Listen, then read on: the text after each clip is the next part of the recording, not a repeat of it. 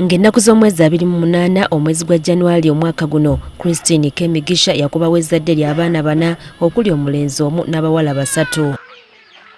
Mu kusooka amawulire gano gaali ga ssanyu era nga ga kyewuunyo, kyokka gye byaggweera nga bba wa Kemigisha amukubye ku busezaala gye tumusanze. Wetutuukidde ng'abaana balabika tebannafuna kyakunywa, anti ekitwanirizza waka wano gibadde miranga egyoleka enjala abaana bano gye balina.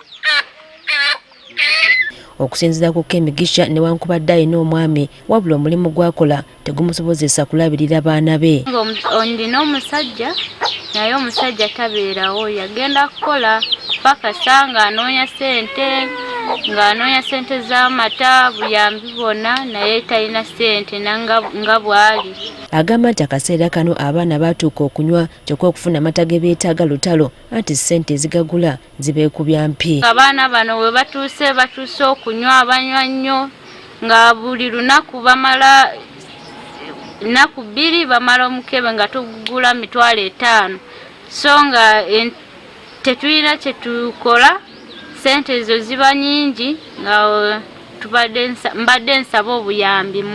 Wano ku luggya lwa ssezaala we waasula bamuterawo akasiisira, kyokka oyinza okwewuunya buti abaana bano bwe bawangaaliramu. Abaana bano ng'erinnya bazaire nkabazaalira mu nju eno, enju yo nekutoonya, buli kiro nkulaala aheeru, bw'ojja nkusaba gavumenti munyambe munkonyere sente zenyina sizikumala, abaana bakukyula kuno mata kuno byokujwala kuno enju yona nayo njungino. Bajjajja b'abaana bano Kemigisha bawangala nabo bagamba nti nabo embeera ebayinze, kubanga ofuna $50,000 buli luvannyuma lwa nnaku 2 ku mbeera gye balimu mu kyalo kiba kigezo ky'amaanyi. Babeera wano, babeera nange, kitaabwe tatera kubeera wano, akola muyunula mulimo nga nagwo tiguyinza bulungi, tiguleeta bulungi sente ezakola ntono nnyo. Kati bano bakubidde wamu omulango ogutakungula eri abalabi ba Spark TV okubako kye babasuula abaana bano basobole okuvaamu obulungi. Nsaba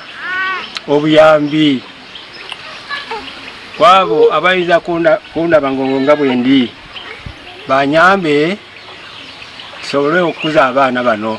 Muno ekizibu kino munywa y'abaana omubiri obubiri emataga kuba gahoyehoye, sente tukutuukya $5,000 omuwiiki emu tukusanga tula $15,000 kandi tulina hali tukwiha. Kyokola abantu abeekyalo bakutuyamba ame ne batuyukirira. Kemigisha atemera mu gy'obukulu 27. Ku myaka ye gino emito gy'aliko newankubadde asobola okukola, obuvunaanyizibwa bw'okulabirira abaana bano tebusobola kumusobozesa kukola mu kaseera kano, nga nabwe kityo singa abaafunye abamukwasizaako embeera ye n'abaana be ejja kumulongookera.